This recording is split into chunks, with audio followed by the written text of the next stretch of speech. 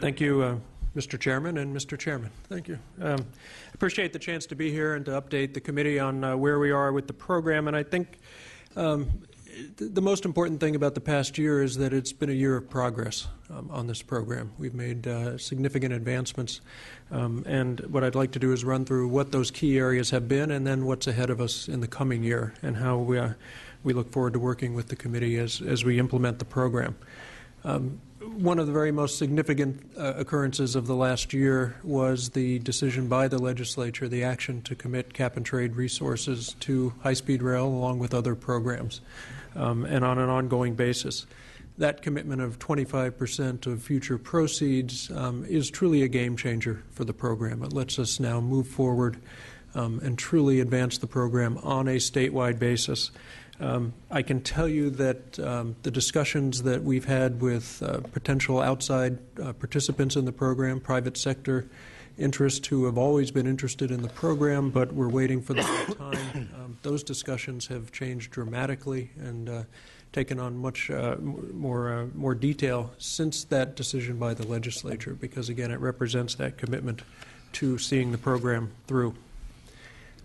We have been able to work through over the course of the last year some of the major legal challenges facing us, challenges to being able to issue the bonds, to be able to certify our environmental document, and to be able to show that we were in fact complying with the conditions of Proposition 1A. We've worked through those challenges, and we've worked through in partnership with other parties such as the City of Bakersfield, to resolve legal issues, reach settlement on secret cases so that we can problem solve together and rather than go through the courts. In May of last year, we submitted our 2014 business plan, which laid out the direction for the program going forward.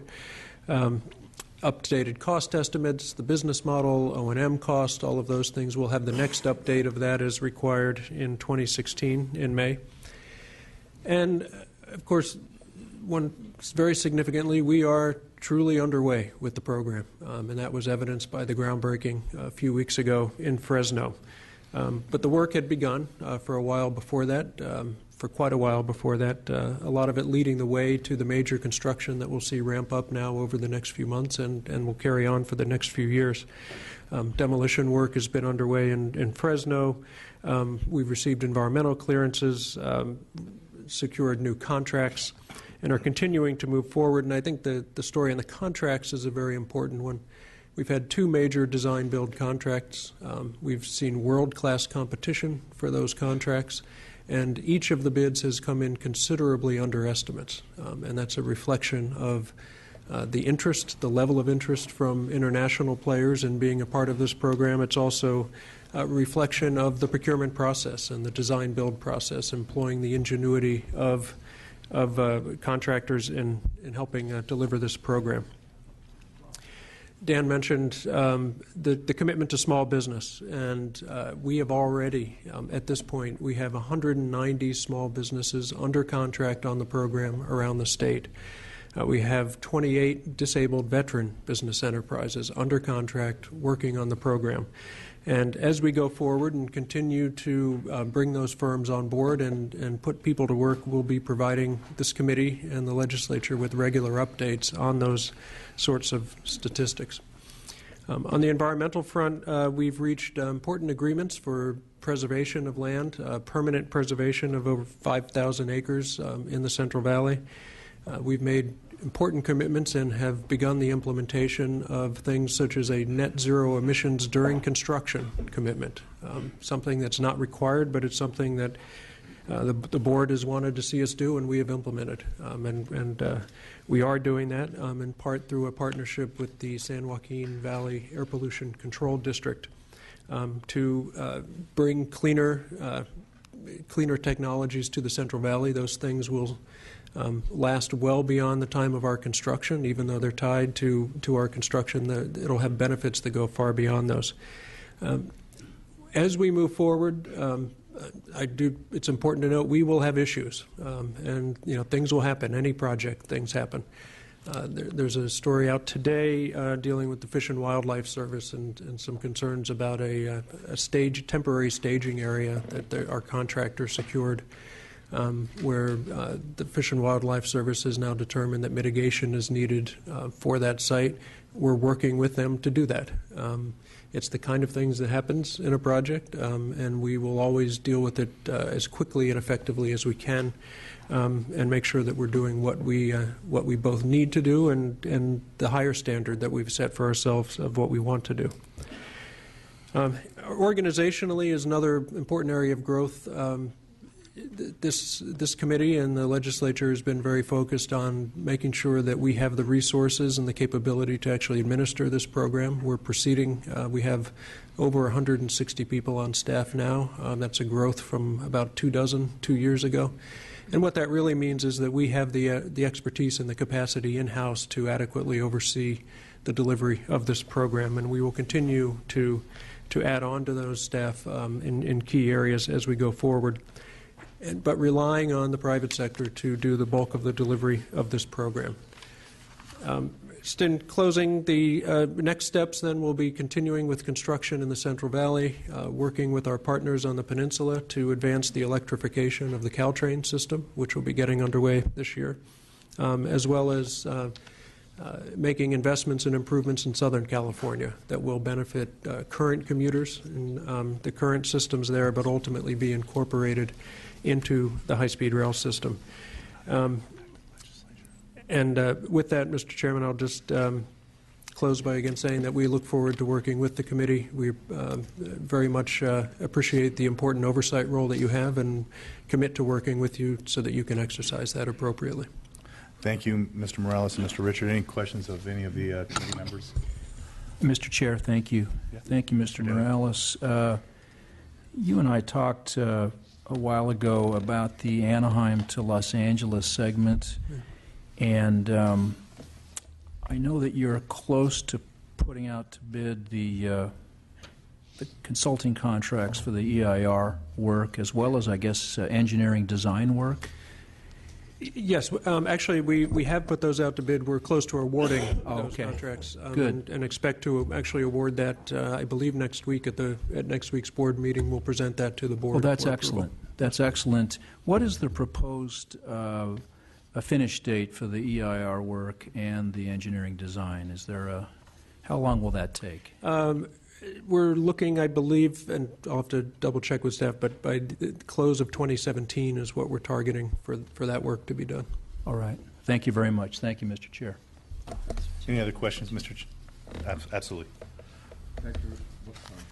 Thank you very much, and I'm glad that you mentioned about the electrifying of the Caltrain.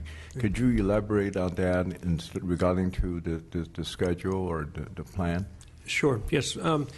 The electrification project is being led by Caltrain with us and other regional partners as partners in it, other agencies.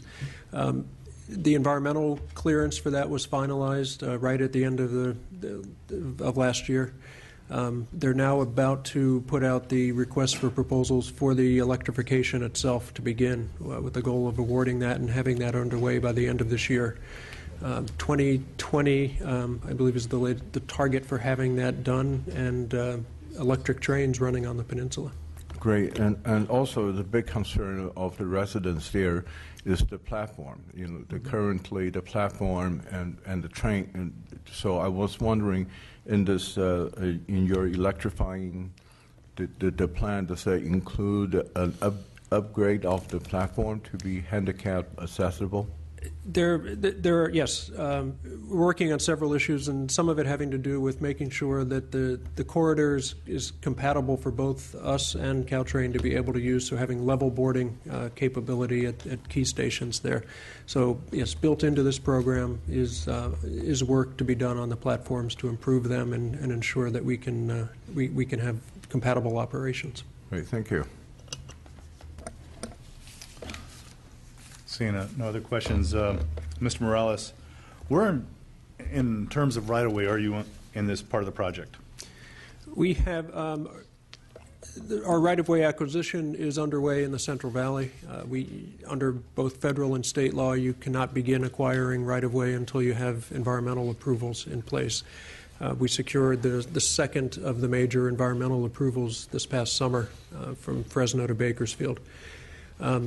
We have throughout the corridor, in the first section, which was from basically Madera down to Fresno, there were 560, I believe, some odd parcels. All of those have been appraised. First written offers made on just about all of them, if not all. We have about a third of them in possession, and the rest in the process of being acquired at this point. And now we're proceeding down south through the valley. May I just add, this has been a subject of some public discussion because we did get out of the blocks a little slow on the right-of-way acquisition. However, one of the things that the staff has done, and I think done very effectively, working with our contractor, is to make sure that the focus has been on critical parcels so that the contractor is not slowed up by their work. So, for example, the first major civil works project that people are going to see in that area is the construction of a new railroad bridge across the Fresno River.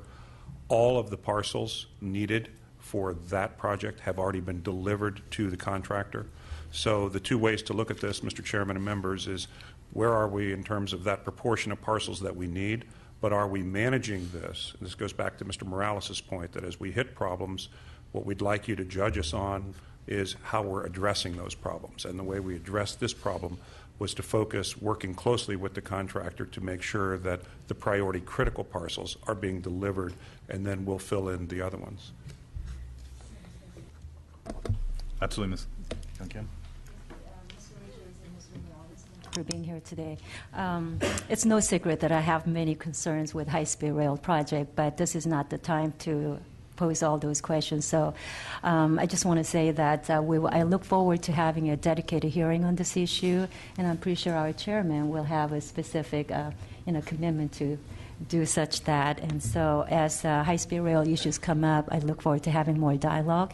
I just wanted to thank you for being here. And if you feel comfortable coming to my office separately, I welcome that opportunity as well. Whether we feel comfortable or not, we'll be there.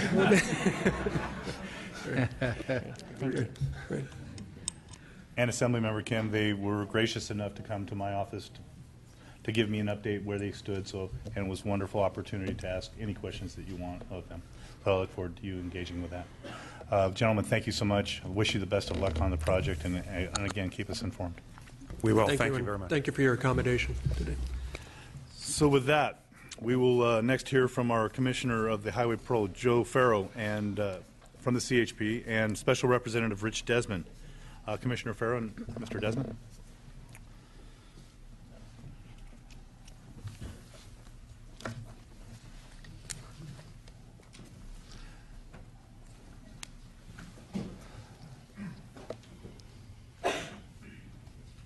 Good afternoon. Good afternoon, Mr. Chairman, members. I'm Joe Farrow. I'm the Commissioner of the California Highway Patrol. With me today is Captain Rich Desmond. He is our special liaison to the legislature. He is to serve your needs. He resides primarily at this building and to answer questions on a day-to-day basis or help you with any questions that you may have the department at any time. Rich will always be available for that. Obviously, if you need to talk to me, I'm just a phone call away. Mr. Chairman, thank you for allowing us to come down here and spend a few minutes with you. I jotted down just a few notes to refamiliarize all of you with the mission of the California Highway Patrol. I think most of you probably have a basic understanding of who we are and what we do and what our mission is. I thought I'd just take a chance to highlight some of the things that I think you should know, and then really open it up to any questions that you may have of us. And for the most part, the Highway Patrol is an agency of about 11,000 employees. Just under 8,000 of our members are uniformed members or officers on the patrol. The rest being support staff, or they work in our scale facilities or work out of our dispatch centers. We operate under a budget of just over $2 billion per year. Most of it is motor vehicle account funding that we have. And we operate under 134 different commands that are geographically located throughout the state. We call those area offices or our scale facilities, or traffic management centers. Each of those commands are run by either a lieutenant or a captain on the highway patrol, depending upon the size of their area office. They then report to a division area, which you're probably very familiar with in your districts. Then, of course, they report to our headquarters of where we are. Each of our commands have a specific mission that they are to deal directly with members in the local area. So you will either have been contacted with, you either know, or you'll soon get to know all of our area commanders throughout the entire state as they deal with you on day-to-day issues that affect the regions. And so hopefully you know who those commanders are. If not, you certainly will in the very near future. Primary mission of the patrol is really to provide safety and service to the people of the state of California. Anyone operating a motor vehicle, really anywhere in the state of California, is one of our responsibilities. Simply said, we like to get people from point A to point B in the most safe and efficient manner that we possibly can. Our second mission is to provide maximum service to the people of this great state. In whatever way we can be of service to people, whatever circumstances they find that they need our assistance, we certainly want to be able to provide that. Thirdly is to manage traffic and all emergency incidents that occur within our jurisdiction is of primary importance. And lastly, but also important, is the protection of public and state assets. And that came about, as many of you will recall, in 1995 when the California State Police was merged with the California Highway Patrol. We picked up all those responsibilities to do that. That is why today you see in this building, you see uniformed members of the California Highway Patrol down on the first floor and all the Capitol grounds. That is a mission that we didn't have before. We absorbed that in 1995, and that's why you see us here. Our general philosophy is very simple, that we do things in partnerships.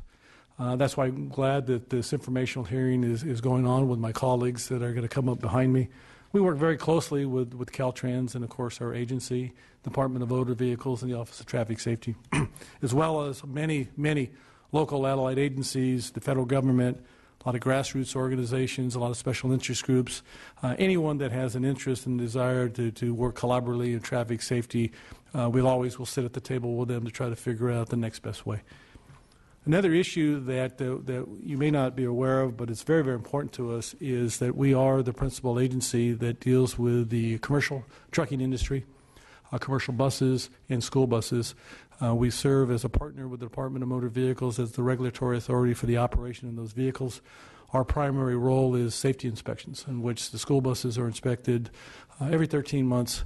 Your commercial carriers are inspected every 26 months. And then all your other transit vehicles are inspected on a routine basis. And that's either done what we call on-highway inspections. You're familiar with our scale facilities that you see as you're driving down the highways, or they're off-highway, where we actually go into the terminals to do terminal inspections, which you'll see on a regular basis.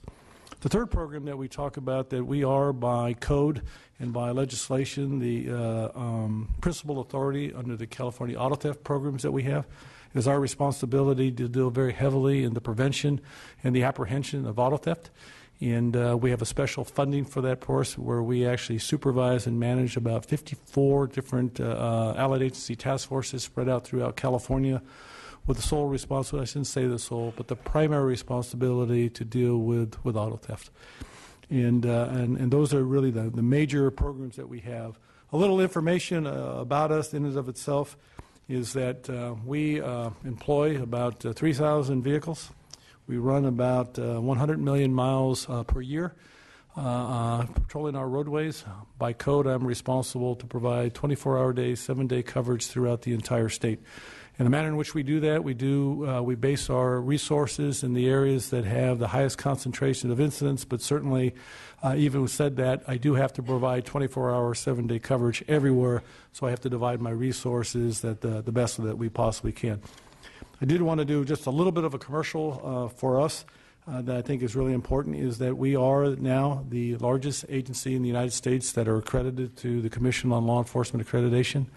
I'm very proud of that achievement that we were able to achieve over the last couple of years, and we did so being one of the first in the nation to be able to accredit our academy, our communication centers, and all of our law enforcement personnel simultaneously. And so it's something we're very, very proud of. And the whole idea behind that is to assure and to do the best we can to make sure that our policies and procedures are contemporary with some of the highest standards in the nation.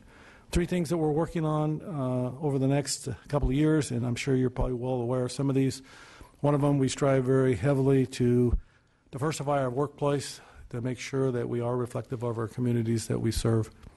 I'm dealing very heavily in the issue of mental illness and how we provide services to that community, and we're on the front lines of the dialogue ongoing right now that we have going really nationwide on the discussion about the use of force as it relates to police activities. Those are three major issues that we are dealing with. I would imagine as we progress through the legislative year, those will be conversations that we will have at some point. But we're well aware of those. They're on our radar screen, and we will talk about those. So that, in a nutshell, is the California Highway Patrol. Certainly open to any questions that any of you may have of us. Certainly always available to meet any of you in your offices to further discuss things, but I will open it up to the committee. Okay. Ms. Campos. You mentioned that you are looking at areas that, I guess, best practice on how your law enforcement deals with mental illness and some other issues. Is this something that are you developing it? Have you brought somebody in to kind of evaluate? Or are you getting best practices from another state that you believe has done a good job? I'm just trying to understand how you decided that this was an area that you needed to focus on and not wait for the Assembly to say, hey, what's going on? Thank you for the question. It actually is very good, because our department identified a few years ago that we really needed to better deal with the homeless in the communities of mental illness. We recognize that. We recognize that the traditional way that we were training, I don't want to say it was obsolete, but we knew that we needed to do more than what we were doing. Certain events occurred over the last year that really highlighted the fact that we needed to embrace a change in the organization and the way that we deal with mental illness. So really, to answer your question, we're doing all the above. We're looking at best practices. We're scouring the nation to see what are those best practices. We are deep in dialogue with all special interest groups and the true professionals in that arena that we have locked arm in arm with to be able to get some good insight, some good guidance, and really learn what those practices are. We're working very heavily with POST, the Commission on Peace Officer Standards and Training, and we're trying to define what that rollout is going to be. Where we're thinking about going is the incorporation of a good training program that's really going universal across the nation right now. It's called the Memphis Model of Training. It's the 40-hour critical incident training that's going out nationwide. That's what we're focusing on right now. What we have to do is modernize it and bring it in a way that's best delivered for the California Highway Patrol, because as you well know, the state is very diverse. And what you can do in, say, for example, in Los Angeles is different than what you can do somewhere up in Northern California. So our training has to adapt to that, and it has to be altered in a way that we know exactly what the resources are in specific communities, and so our training is adapted to that. And so we are trying to do the most collaborative approach we possibly can. We're well on our way to defining what that is, but we haven't rolled it out yet. Thank you.